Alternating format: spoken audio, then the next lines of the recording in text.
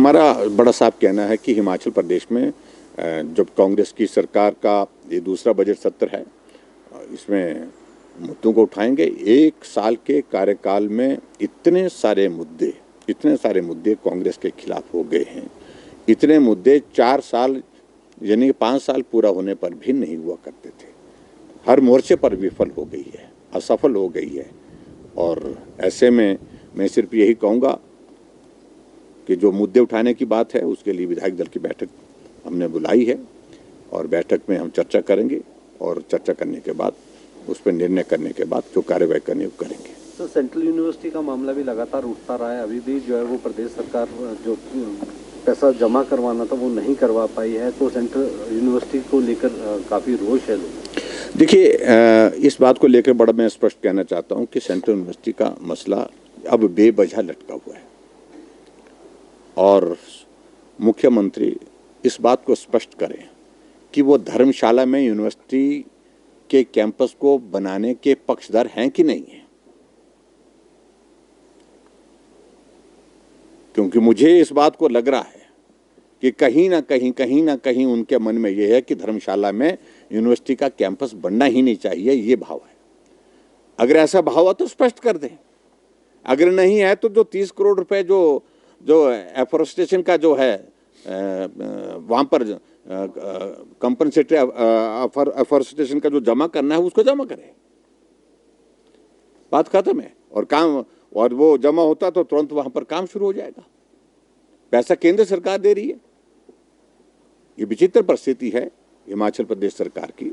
अनावश्यक रूप से इस सारे मामले को इस प्रकार से एक स्वरूप देने की कोशिश कर रही है। और आज मुझे जानकारी मिली कि भारतीय जनता पार्टी के हमारे पार्टी के साथी धर्मशाला में धरना भी दे रहे हैं इसी मुद्दे को लेकर के कि कैंपस धर्मशाला यूनिवर्सिटी धर्मशाला के नाम से है सर। और उसके बावजूद वहाँ पर जो जमीन हमने दी जिसकी सारी फॉर्मेलिटीज हमारे समय में पूरी हुई है, सिर्फ मात्र अब 30 करोड़ रुपए जो है वो टेक्निकल फॉर्मेलिटीज पूरा करने के पश्चात जो एफोरेस्टेशन का जो वहाँ पर जमा होना था उसको जमा करें और काम करें।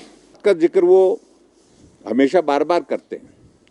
मैं तो सिर्फ एक ही चीज़ को लेकर के इसमें कहना चाह रहा था कि जब विपक्ष में सुखविंदर सिंह सुक्खू जी थे, क्योंकि वीरभद्र सिंह जी जब मुख्यमंत्री तब भी वो विपक्ष में ही थे एक तरह के, तो बहुत ज़्यादा विधायकों की बातों को लेकर के कहा करते थे विधायक जनप्रतिनिधि है, विधायकों को ये होना चाहिए, ये मिलना चाहिए, इस प्रकार से होना चाहिए, ये विधानसभा का हिस्सा, रिकॉर्ड का हिस्सा है, आप मालूम कर लें।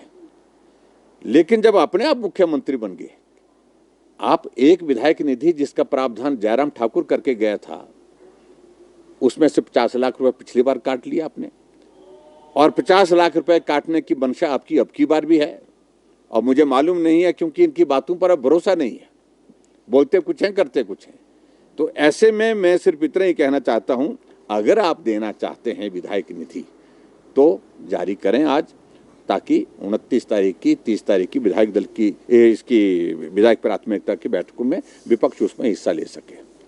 और दूसरी बात जो इनने एक और बात कही है कि आपदा के बावजूद जो है भारतीय जनता पार्टी ने जो है वो केंद्र की सरकार ने मदद नहीं की। सुखविंदर सुक्खू जी, आपको समझ लेना चाहिए, अब आपको 1 साल हो गया मुख्यमंत्री बने हुए।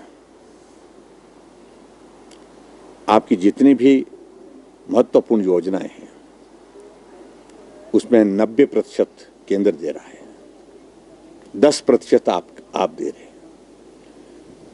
और हालात ये बन गए हैं जो 10% भी स्टेट गवर्नमेंट कुछ एक प्रोजेक्ट में कुछ एक स्कीमों के तहत जो जमा करना, तो आप तो उस जमा करने की स्थिति में भी नहीं है। इसलिए केंद्र के खिलाफ सोच समझ करके बोलिए। जब केंद्र 90% बजट हिमाचल प्रदेश के लिए विभिन्न योजनाओं के माध्यम से देकर के मदद कर रहा है, और उनको इस बात को भी स्मरण करना चाहिए जब कांग्रेस की सरकार थी केंद्र में और वो जो बहुत विख्यात वित्त के जाने माने थे डॉक्टर मनमोहन सिंह जी प्रधानमंत्री थे, मेरा सम्मान है उनके प्रति। लेकिन हिमाचल प्रदेश को जितनी भी केंद्र की स्कीमें थी मैक्सिमम में 50% स्टेट गवर्नमेंट, 50% सेंट्रल गवर्नमेंट। कुछ एक स्कीम 60-40 में थी, लेकिन 2014 में नरेंद्र मोदी जी देश के प्रधानमंत्री बने, नॉर्थ ईस्ट के साथ हिमाचल और उत्तराखंड को जोड़ा गया और जोड़ करके ये किया गया कि 90% केंद्र देगा और 10% हिमाचल प्रदेश देगा। ये क्या भूल गए हैं आप? इतना भी मत बोलिए केंद्र के खिलाफ, केंद्र सरकार के खिलाफ। और जहां आपदा की बात है, आज हिमाचल प्रदेश में जितना भी ये जो आपदा का आपने पैकेज की घोषणा की है, मुझे आप स्पष्ट करें कि प्रदेश सरकार का हिस्सेदारी क्या है इसमें। Bureau report, city channel, Shimla.